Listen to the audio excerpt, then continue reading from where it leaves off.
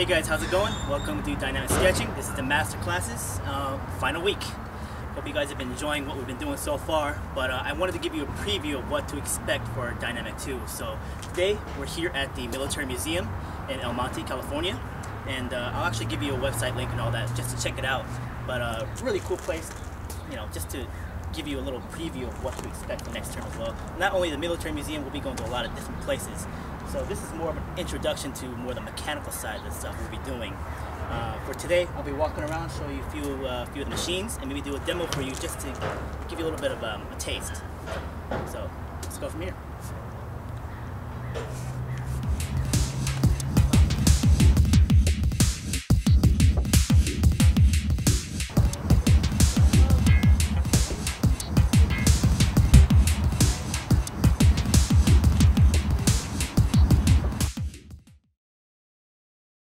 All right, you guys, I kind of settled in here, and we're gonna take a look at one of these tanks, and I'm gonna do a quick demo for you just to give you a sense of how the shapes we've been playing with translates easily to the mechanical side as well.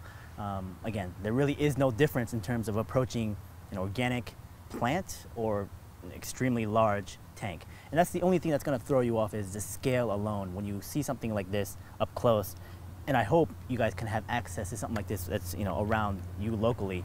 But again, if you don't, you can always just go online and look at reference. But if you do get a chance to see something like this, please go out and take a look, because the scale alone will really be impressive. So I'm going to do a quick demo for you.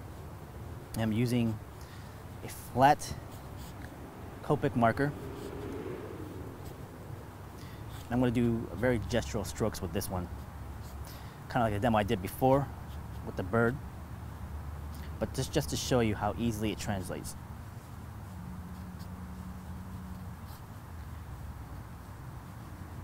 And again, you're just building with forms and shapes, boxes and triangles.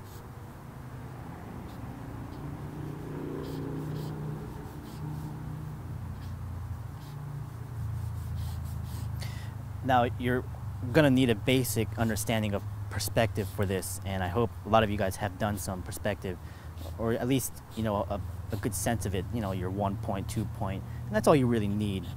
You're not gonna sit here and plot any of that perspective out anyways, so you're gonna be doing a lot of eyeing of perspective, and as long as you can do that pretty well, which hopefully the training we've been doing for the first 8 weeks will help that, then this should be easy enough.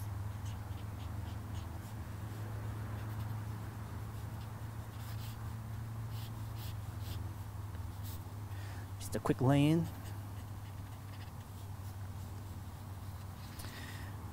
Now the training and the warm-ups we've been doing, especially with the ellipses and line work, is going to come into play heavily here, because with vehicles you have wheels, and wheels are all ellipses and they're all in perspective, and if you can't get your ellipses right, it's going to stand out. And no cheating, no ellipse guides, no rulers.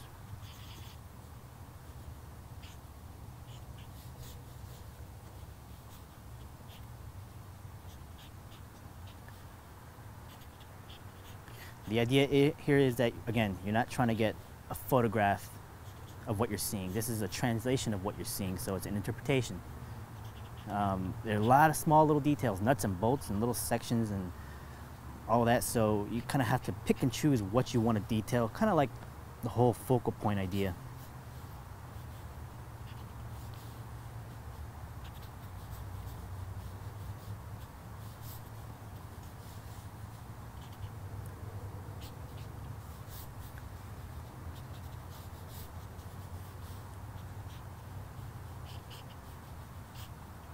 All right, got a good lay in here.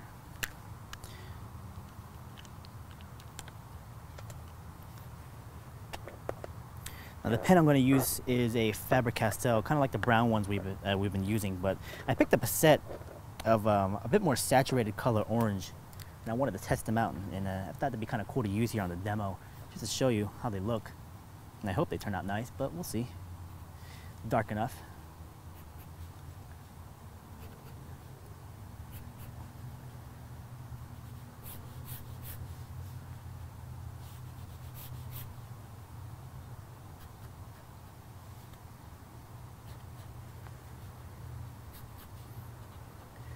piece by piece, section by section. Don't rush it. Don't jump all over the place. Stick to one area first and build it out.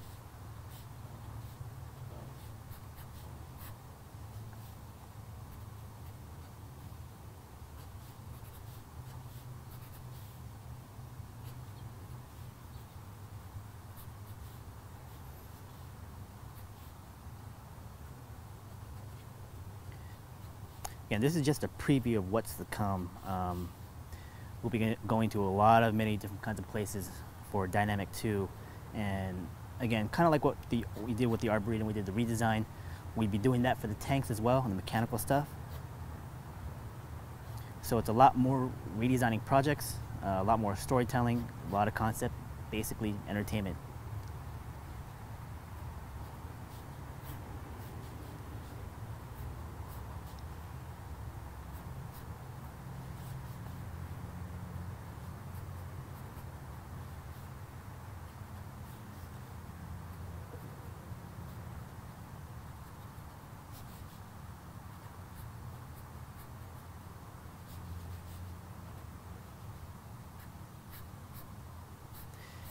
The other kind of places we'll see, train museums, car museums, classic cars, and probably one of my favorite places are, airplane museums. So all that if you join the second class.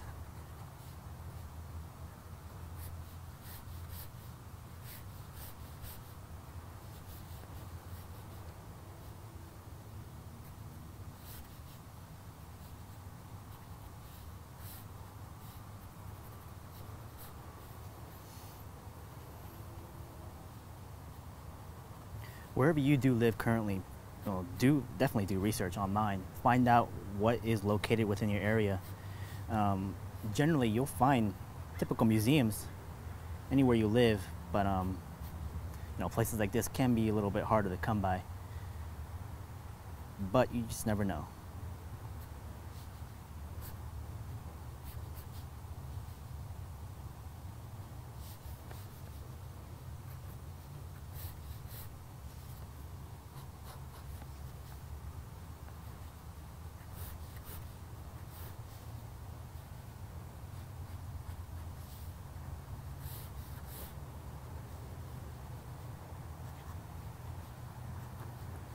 Laying is almost done, and I'm using basically the medium sized pen just to get all my line work and construction lines down, and I'll come in with a heavier pen as usual, and I'll darken everything up.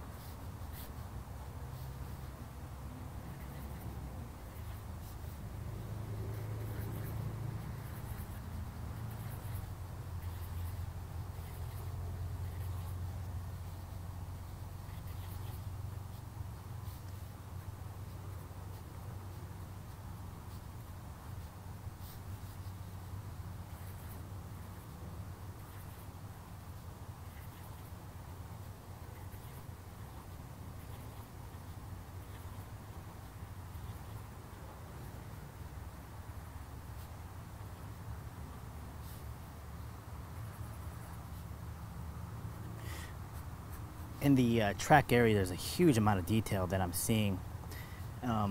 What's going to help you a lot is looking at shadows.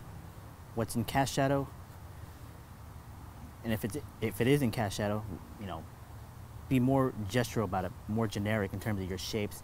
And don't sit there trying to detail every single little thing out.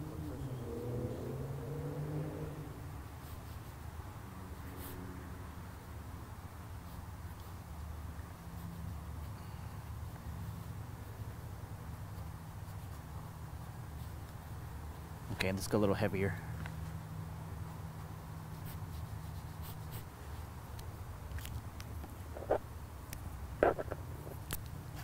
Fill in some of these darks.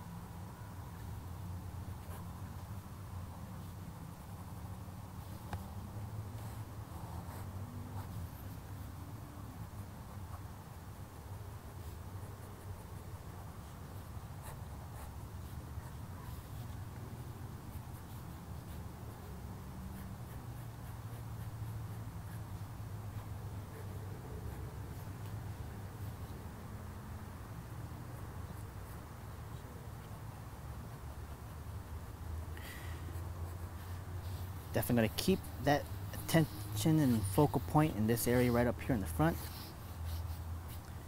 Kind of leave everything else faded.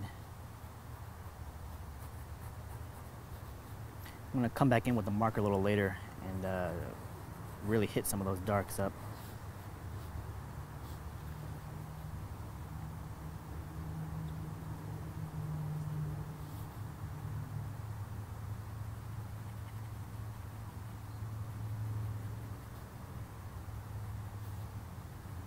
Bit of cross hatching.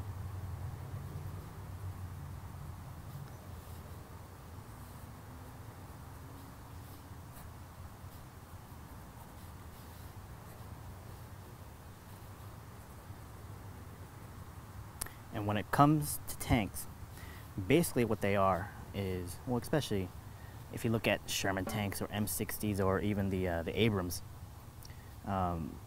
it's basically a box with a birthday cake on it with a candle coming out the side. If you look at it that simply, that's all it really is.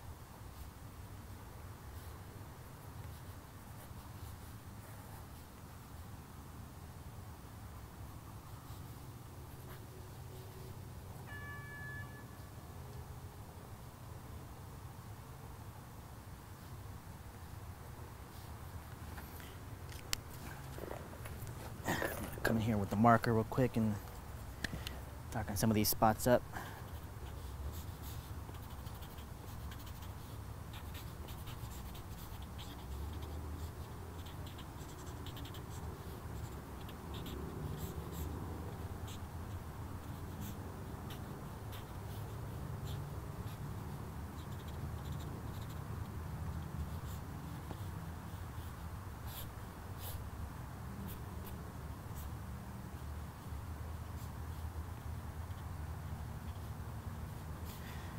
What I highly suggest you guys do, especially when you're drawing on site, is start drawing like this. Get as far as you can, even if it's like the first or second step of laying in shapes.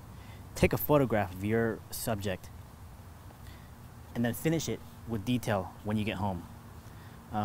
It's the initial laying that's the most important thing, so make sure you're getting that correct on site and then move on. Go to another subject and keep drawing, because you're going to be sitting here maybe 15 minutes or so trying to finish this out with details, and ideally it's best to just keep moving on and do more drawings and lay-ins so you have a collection of stuff that you can take back home and then add the finer details.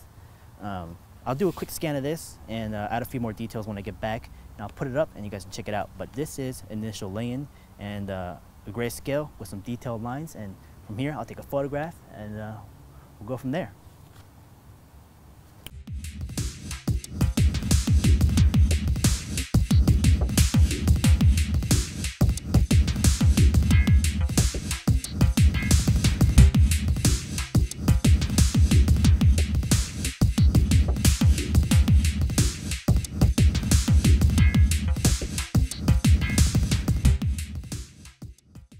Okay guys, so we are at the LA Zoo right now, just showing you a new location, trying to give you the sense of things to expect, and we're going to be going into animals right now. So I'm actually looking at a bunch of giraffes, and again, moving animals, that's going to be a tough one. So we were at the military museum before, so you saw a lot of tanks and vehicles, and they're going to be stationary for you, so even the plants and stuff like that. When we're at the Arboretum, the zoo, a couple of things are going to be a challenge. One, they are moving. They're animals. They're living things. So they're not going to stay still very long for you. At the very most, they'll stay, for you for a couple seconds.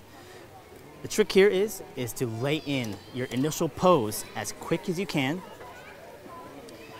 Wait for the animal to get into a similar pose. And you got to be patient with this one, because if you're not going to get the exact drawing that you want. Speed will be critical, but just being patient. For one, when you look at animals, insects, whatever, generally they all share the exact same proportions. They look similar. So if one is turned looking in another direction, look at the one right next to it. It'll probably go into a similar pose for you. So right now I'm using a flat 3% brush.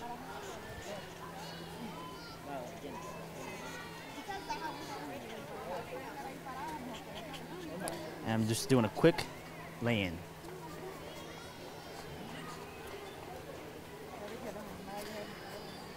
Now, giraffes in general are really unique in their proportions.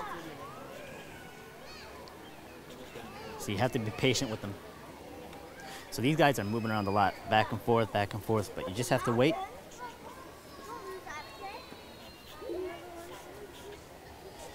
Again, just a preview to show you guys what's to come. Switch to a pen.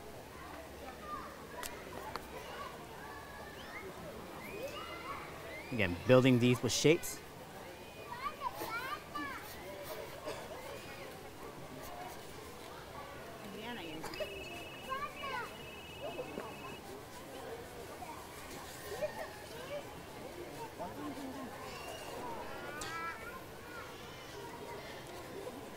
With these organic forms, unlike the military stuff we were doing before, you're going to go back to the most basic form, which was the ellipse.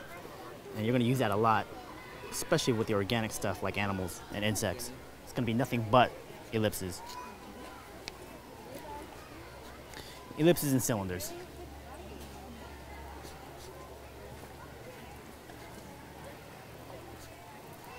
So as you can see, I'm moving pretty quick, but I want to. When you're in a situation like this, in an environment where you have, lots of people around you, going back and forth, it can be distracting. So you have to move quick so you can move to another location and just start, just keep drawing.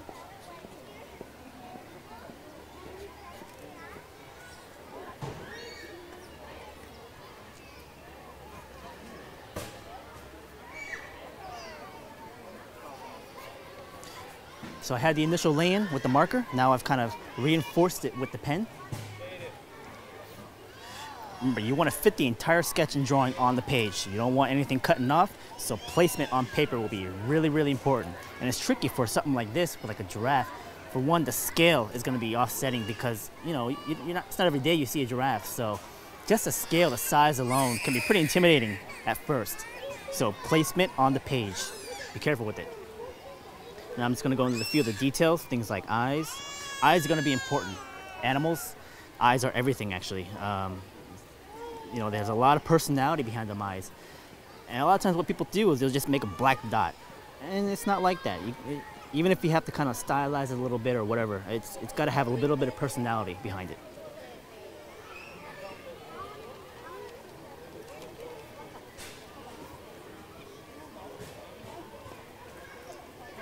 Adding a few darks now. Keep in mind, we still want to attain a focal point, an area of interest. And for me, it's always going to be within the head area, and as it progresses down the neck into the body, that's where I'll start to fade in. Giraffes have this natural patterning on them, so I'll just want to indicate that. You don't want to sit there drawing every single little pattern spots on their body, so indication is really, really important. Making sure everything lines up in perspective.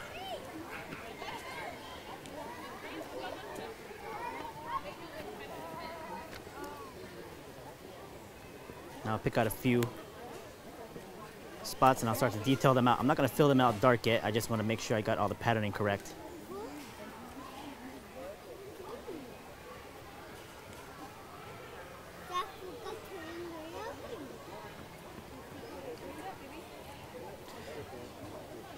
Now I'm just doing a study of a single giraffe.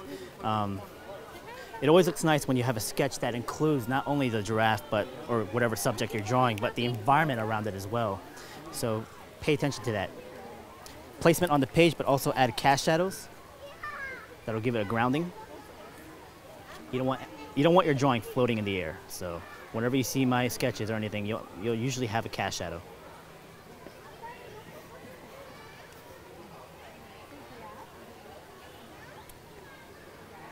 Now, ideally, people will ask, like, how much detail should I put in? It's like, when I say focal point in the head area, well, when you have a sketch this large and the head is only this big, there's only so much detail you can put into it.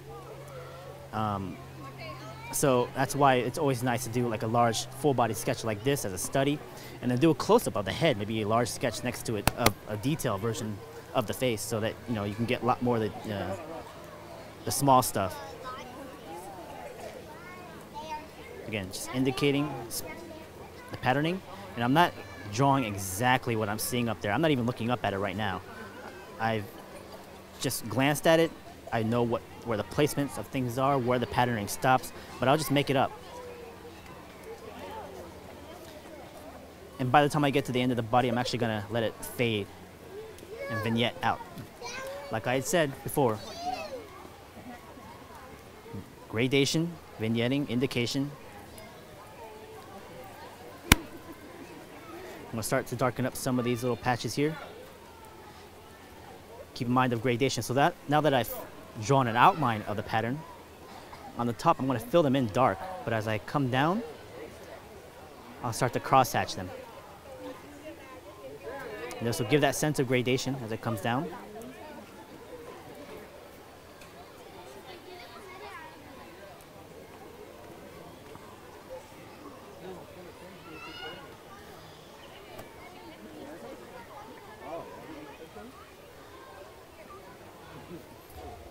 All right, and we'll start that gradation now.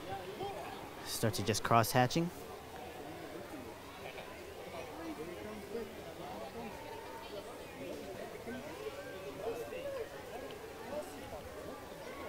Go in alternate, directions. Don't just go in one.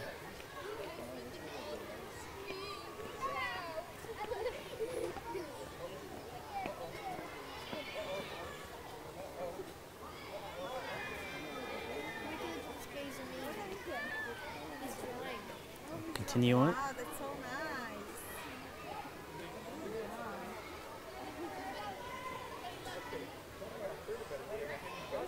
Again, just indicate only.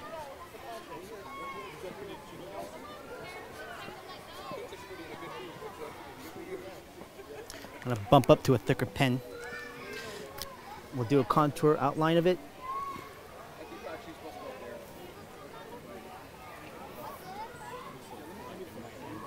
Okay.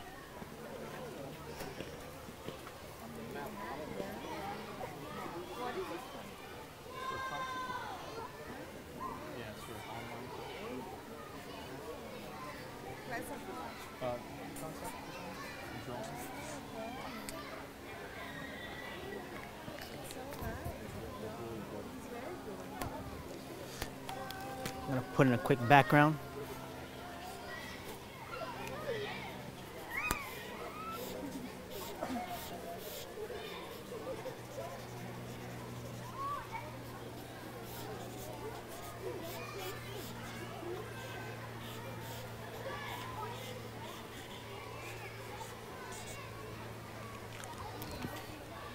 We'll add a few highlights just to bump that up a little bit.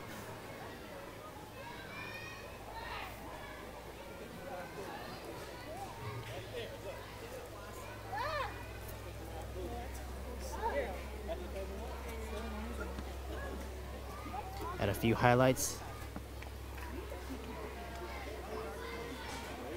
And we'll scan this in so you guys can see it up close. But on-site sketching for a giraffe.